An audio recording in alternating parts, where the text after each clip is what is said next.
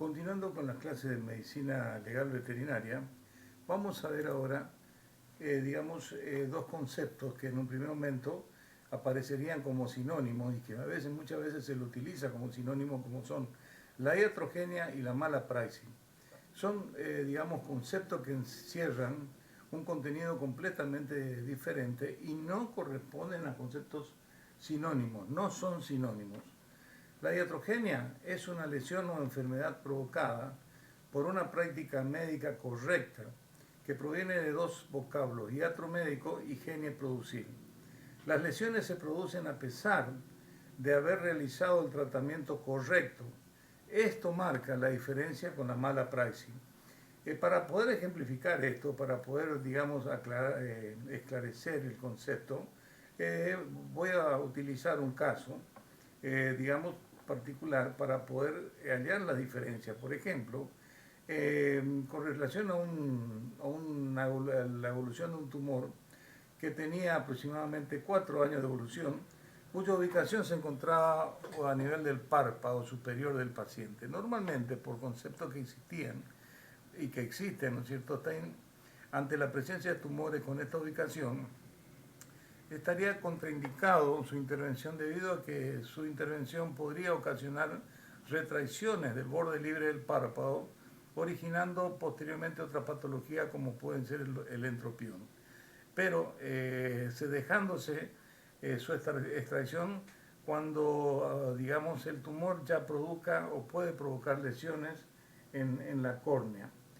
Ante esa situación, la propietaria de este paciente y se le, decide realizar el acto quirúrgico. Ante tal situación, se le plantea la posibilidad de que se produzca justamente ese tipo de inconveniente, es decir, de que se produzca una retracción del borde libre del párpado y que dicho borde que derive luego en un fenómeno que se denomina entropión. Ante esa situación, también se le dice a la propietaria que es necesario operar porque ya estábamos observando que existían algunas, congestiones muy marcadas de la mucosa escleral, lo que demuestra que el tumor ya estaba provocando irritaciones en el globo ocular. Pero que a pesar de todo ello, la cirugía podría traer alguna consecuencia negativa, como es la retracción del borde libre del párpado, generándose un entropión que va a provocar o que va a producir lesiones severas en córnea. Es decir, de que se plantea toda la situación, indeseable que puede provocar la extirpación de este tumor, de antemano, por lo que la propietaria aún así decide continuar y decide por el tratamiento quirúrgico. Se realiza la intervención quirúrgica, se extrae cuidadosamente el tumor, probablemente debido al tamaño y a las características del mismo, no con los márgenes de seguridad adecuados, y luego de la misma se da por terminado, el acto quirúrgico, observándose que teóricamente hubo un tratamiento favorable. Pero, ¿qué ocurrió? A los 63 días se hace un nuevo examen y se observa de que se produjo la recidiva del tumor. Es decir, de que el tratamiento en cierta medida falló, pero a pesar de que hemos llegado a un buen diagnóstico, hemos hecho todas las previsiones del caso, los pronósticos adecuados, se produjo la recidiva del tumor. Es decir, de que acá hubo un tratamiento adecuado, un buen diagnóstico, un buen pronóstico, pero que el resultado no fue el requerido. Es decir, de que acá se produjo una iatrogenia, es decir, una resolución, del tumor no favorable, a pesar de que el diagnóstico y el pronóstico fueron totalmente acertados. Ante esa situación, se decide extirpar en forma de cuña y en forma amplia, debido a que el tumor ya se presenta con un tamaño menor. Se realiza la sutura y se observa de que existe una buena, reparación quirúrgica y se observa su evolución posterior. La muestra, por supuesto, se coloca se envía la muestra en formol al 10% a su estudio histopatológico. A los 42 días se hace un nuevo examen del paciente, se observa que se produjo una resolución favorable, no hay recidiva del tumor, y se obtiene también el informe histopatológico, en donde el diagnóstico establece que es un papiloma escamoso con fibrosis. Y hay un detalle importante, la histopatóloga informa que la resección fue completa. Eso es muy importante porque esto es un documento que indicaría de que desde el punto de vista médico-legal que la intervención quirúrgica fue totalmente acertada. También eso es, digamos, cuando se envía, aprovechamos para informarles de que cuando se realizan extirpaciones como tumores de mama, por ejemplo, se solicita al histopatólogo digamos, los márgenes de seguridad quirúrgica con la que fueron extraídos. La que generalmente en una descripción microscópica el histopatólogo informa, como ven ustedes en este informe, que el material presenta un margen quirúrgico libre de compromiso neoplásico y da el diagnóstico tumor mixto maligno, lo que demuestra de que nosotros hemos realizado una extirpación total del tumor también, y ese informe debemos tomarlo como un informe, digamos, médico, forense, que, digamos, nos respalda un poquito la intervención quirúrgica realizada. Normalmente, cuando se producen lesiones de párpado, si nosotros tomamos la decisión de hacer probablemente su extirpación, vamos a estar cometiendo una mala praxis, porque realmente extirpar, por ejemplo, este trozo de párpado va a provocar en el paciente una dificultad en la distribución de la lágrima. Ahora, si nosotros tratamos de reparar, si hacemos la reparación quirúrgica de esta lesión en forma de colgajo, esta herida de colgajo del párpado, y fracasamos luego de la intervención quirúrgica, eso indicaría que nosotros estábamos cometiendo una mala práctica, una iatrogenia, y que se produjo una necrosis posterior, pero por la desvitalización del tejido. Por suerte, en este caso particular, nosotros hemos realizado la reposición del párpado con muy buena evolución y se ha reparado con éxito, digamos, la herida en forma de colgajo del párpado. Si en este caso se produce una retracción y se desencadena un entropión, esto va a estar relacionado o va a ser una iatrogenia. ¿Por qué? Porque hicimos un buen diagnóstico, hicimos el tratamiento adecuado, sino que después, la evolución posterior, producto de la acción, digamos, orgánica del organismo, originó el entropión. Pero si nosotros hubiéramos realizado el seccionamiento del párpado, hubiéramos ocasionado sí una mala praxis porque hubiéramos provocado una alteración en la distribución de la lágrima porque va a faltar un trozo de párpado que va a originar o va a, digamos, a alterar la distribución de la película lagrimal. Por suerte en este caso la evolución fue favorable, esto ven ustedes a los 15 días, y luego pudimos ver otra vez al paciente a los 2 años con un excelente estado de la visión y una excelente recuperación del párpado. En contraposición a esto se encuentra la falta de responsabilidad médica o mala práctica médica, lo que habitualmente se conoce como mala praxis. Es una lesión o una enfermedad provocada por una práctica médica incorrecta realizada por omisión u omisión culposa, involuntaria. Fíjense ustedes que se habla de una omisión culposa, lo que demuestra que la lesión fue provocada, digamos, en forma involuntaria, y eso es lo que interpreta el Código Penal. Dicha maniobra debió ser realizada de acuerdo a un fundamento técnico o a un protocolo ya previsto, basado en la prudencia, en los conocimientos que lo alejan de la negligencia. Es decir, de que no se realizó esa maniobra quirúrgica, digamos, de acuerdo a un fundamento técnico, ni con un criterio, digamos, adecuado, razonable, y por lo tanto derivan en resultados no deseados que sí imputan al responsable del mismo como una práctica médica incorrecta, que es diferente a la iatrogenia. En este caso particular ustedes ven una fractura de radio y cúbito en la que se produjo la inmovilización sin provocar la coaptación de los cabos fracturarios.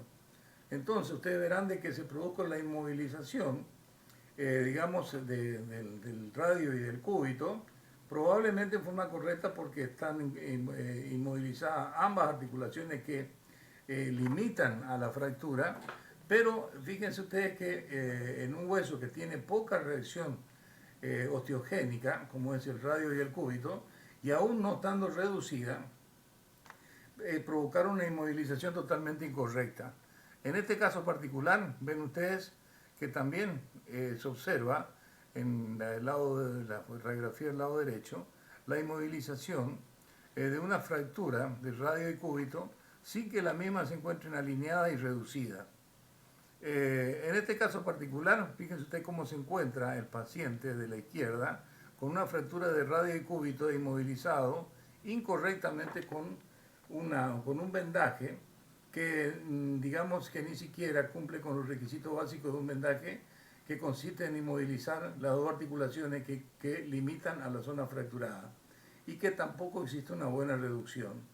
Esto va a terminar con una no unión producto justamente de una intervención o de un tratamiento inadecuado.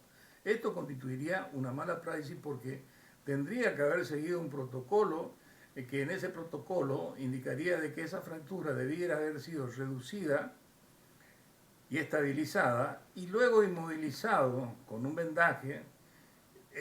Si se decide digamos, el profesional de realizarlo a través de un vendaje, inmovilizando las dos articulaciones que comprenden la zona fracturada, es decir, la articulación húmero-radiocubital y la la articulación radiocarpiana. En este caso no se respetó ese protocolo.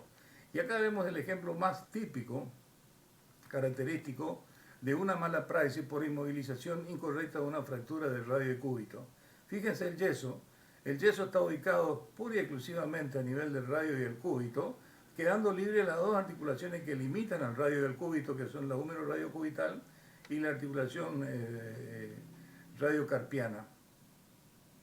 Y miren, sacada la radiografía, se observa de que no existe una estabilización, no existe una reducción y una estabilización de la fractura. Este es uno de los ejemplos más claros de un ejemplo de una mala praxis por no respetar los protocolos que digamos, se establecen. Vuelvo a repetir de que la fractura, para tratar la fractura debemos primero, digamos, reducir y estabilizar la fractura y luego inmovilizar las dos articulaciones que limitan, digamos, las articulaciones que limitan a esa fractura, en caso que decidamos hacer una inmovilización con un vendaje o un yeso. Por eso estas fracturas generalmente no se tratan con vendaje ni con yeso, sino que se utilizan, digamos, la técnica de la osteosíntesis para poder, digamos, reparar dicha fractura.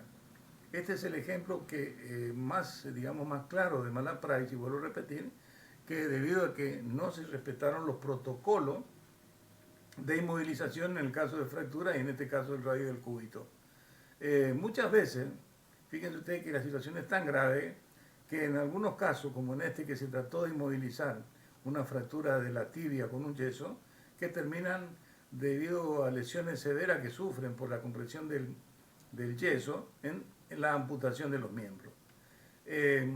Otra forma, recordarán ustedes por las clases de patología quirúrgica que siempre uno aconseja que en caso de decidirse hacer la amputación de un miembro, la amputación debe ser alta.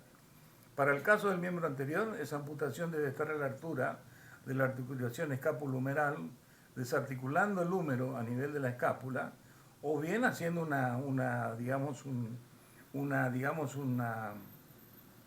un corte en el húmero bien en el extremo proximal. Pero en este caso particular se desarticuló la articulación húmero-radiocubital, quedando el húmero, el que toda la masa muscular se atrofió y ese húmero toca o trata de hacerlo como un pequeño muñón, lesionándose permanentemente, provocando pequeñas úlceras que son focos digamos, de infección permanente en la época de verano y también focos de miasis. En este caso particular, vuelvo a repetir, también no se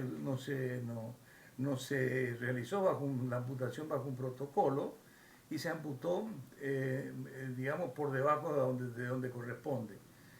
Por ese motivo, se consideraría tener una mala praxis este tipo de maniobras quirúrgicas.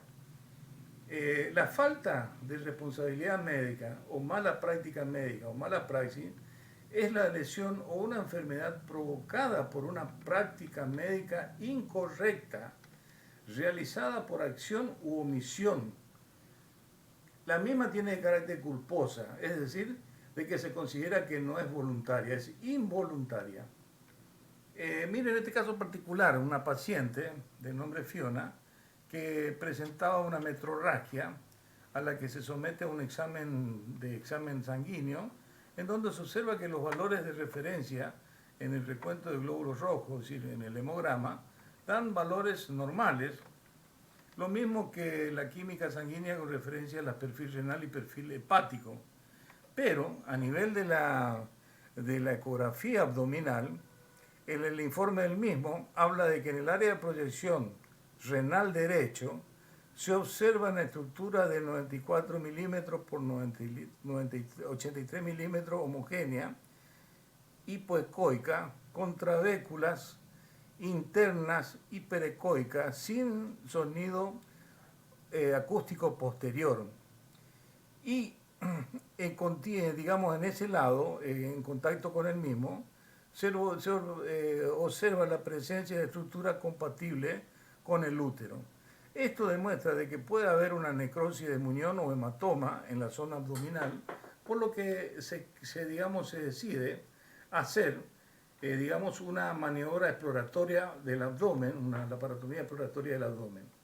Se realiza el examen, se encuentra un área totalmente, había antecedentes de que se había intervenido el riñón derecho, entonces se realiza una disección a ese nivel y se comienza a observar una fibrosis en correspondencia a la zona renal, la área de proyección del riñón derecho.